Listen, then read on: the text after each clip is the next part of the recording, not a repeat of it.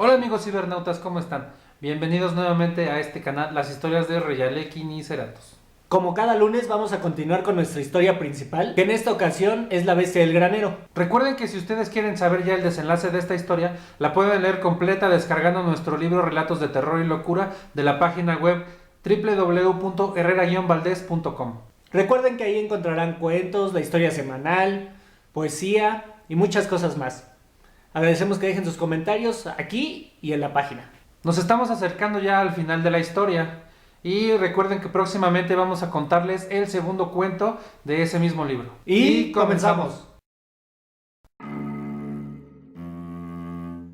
Héctor no podía creer todo aquello que escuchaba de los labios de su abuela. Intentó levantarse y salir huyendo de la habitación, pero ella lo sujetó con todas las fuerzas que tenía, y mientras lloraba, le rogó porque la perdonara. Continuó con la parte final de su relato. Aún faltaba lo peor para Héctor. Tu abuelo, esa noche, escuchó los disparos. En ese momento se hallaba en las galerías subterráneas que están debajo del Edén Ruiseñor. La muerte del sapo y el simio fueron prácticamente por placer, un sádico placer. Los niños fueron utilizados en los ritos, pero la bestia del granero dudó qué hacer con su propio nieto. La abuela volvió a pedirle perdón a Héctor. Le dijo que ella había suplicado por la vida de su nieto. Le dijo a su abuelo que no matara a su nieto. Y ella fue la que propuso que para que no dijera nada, le cortara la lengua. Héctor se levantó súbitamente, retrocedió unos pasos, mirando fijamente a su abuela, horrorizado.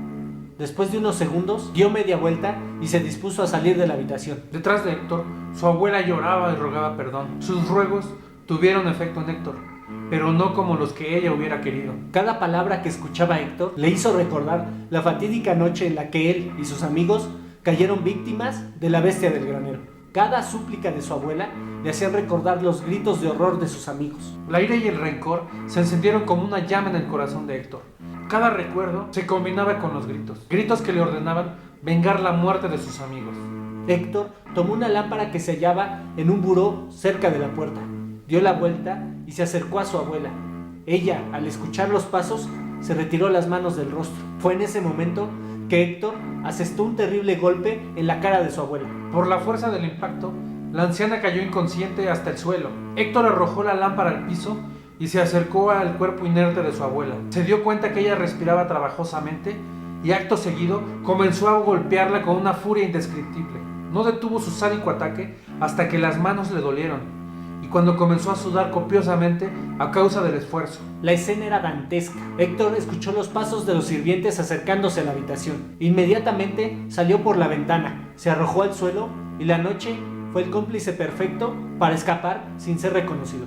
Héctor se refugió en los sembradíos, pero sabía que la pesadilla no se acabaría jamás, que acababa de comenzar y que la única forma de terminar con algo de esa locura era acabar con la bestia del granero. Héctor esperó toda la noche en el campo. Al día siguiente espió las actividades en la finca. Velaban a su abuela y el abuelo, en absoluto silencio, contemplaba el ataúd. Al anochecer, cuando cesó todo movimiento en la finca, observó cómo su abuelo no se retiraba a su habitación. En vez de eso, fue rumbo al garage. Fue en ese momento cuando Héctor vio la oportunidad de la confrontación final. Entró a la cochera y vio que el candado que aseguraba la puerta que llevaba a las grutas no estaba en su lugar. La abrió y entró. El pasillo estaba iluminado. Seguramente la bestia del granero estaba allí abajo. Héctor avanzó sigilosamente por las grutas y en el momento menos esperado sintió como un puño se impactó contra su rostro, rompiéndole la nariz. Antes de que pudiera reaccionar, Héctor sintió otro golpe en la espalda, que casi lo tira al suelo. Cayó de rodillas. Como pudo, se incorporó y limpió un poco de la sangre que emanaba de su nariz. Limpió un poco su rostro y pudo ver con algo de claridad. En ese momento todas las luces se apagaron y se dio cuenta que él mismo se había entregado a esa trampa. En completa oscuridad, agudizó su oído. Escuchó los pasos firmes del monstruo acercándose a él. Héctor tenía claro que vendería cara a su vida.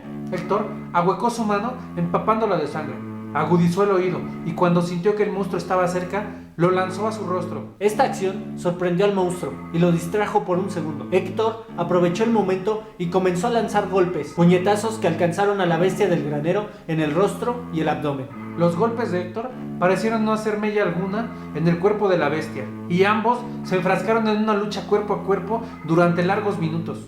La fuerza del viejo contrario a lo que pudiera pensarse, era superior a la de Héctor.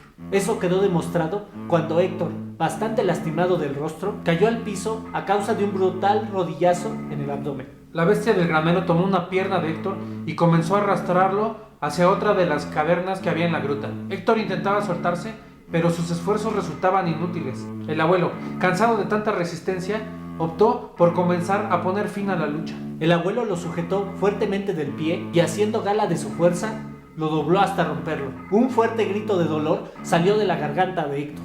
Héctor, mientras se retorcía de dolor, pensaba que todo había llegado a su fin, y se maldecía a sí mismo por ser tan confiado e iluso y no traer un arma a este enfrentamiento. La bestia del granero parecía decidida a acabar con su oponente. Sin perder un instante comenzó a patear y a pisar a Héctor en el cuerpo y en las piernas, rompiéndole varias costillas y la tibia de una pierna. El dolor era insoportable. A causa de las costillas rotas, a Héctor le costaba mucho trabajo respirar y se sentía perdido. Cuando esperaba un golpe final, Héctor se dio cuenta de que la bestia del granero ya no estaba. Todo quedó en completo silencio. El terrible dolor que le causaba el más leve movimiento de su cuerpo le obligó a quedarse quieto. Héctor recordó los cuerpos desmembrados en la cámara al final del túnel y los ganchos de donde colgaban. Se imaginó que la bestia del granero había ido por sus artilugios de tortura y pronto volvería por él. Se imaginó con amargura las posibles maneras en las que el monstruo podría acabar con su vida y los ritos satánicos en los que utilizaría cada parte de su cuerpo.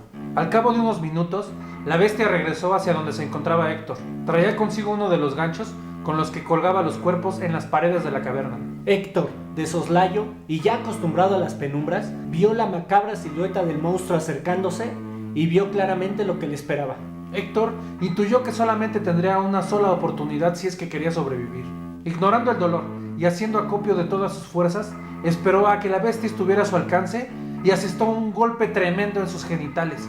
La bestia cayó de rodillas sujetándose la entrepierna y emitiendo gemidos de dolor. Héctor se arrastró como pudo y se arrojó sobre su enemigo, golpeándolo en repetidas ocasiones en la cara. Acto seguido, sujetó fuertemente sus cabellos y azotó su cabeza contra el piso rocoso de la caverna. Casi sin sentido, el monstruo ya no podía repeler los golpes de su enemigo. Entonces Héctor tomó una piedra en su mano derecha, comenzando a golpearlo en el rostro y en la cabeza en repetidas ocasiones. Héctor no detuvo sus golpes hasta escuchar el cráneo romperse y al ver la masa encefálica brotando por la herida. El abuelo dejó de respirar y entonces supo que todo había acabado. Héctor selló y ocultó la entrada de la gruta. Nadie supo más del abuelo, quedando sepultado ahí junto con todas sus víctimas. Después del entierro de su abuela, Héctor regresó a la casa. Buscó en el ático lo que quedaba de la bestia del granero, el libro demoníaco y su traducción. Al tenerlo en sus manos y sin meditarlo mucho, sintió como la maldición de la bestia del granero lo había alcanzado también y sin ningún remedio. Sus manos ya estaban manchadas de sangre sin haber conseguido nada a cambio. Soñando con tener una vida mejor, decidió conservar el libro y dejarse llevar por el camino que el destino ya le había trazado.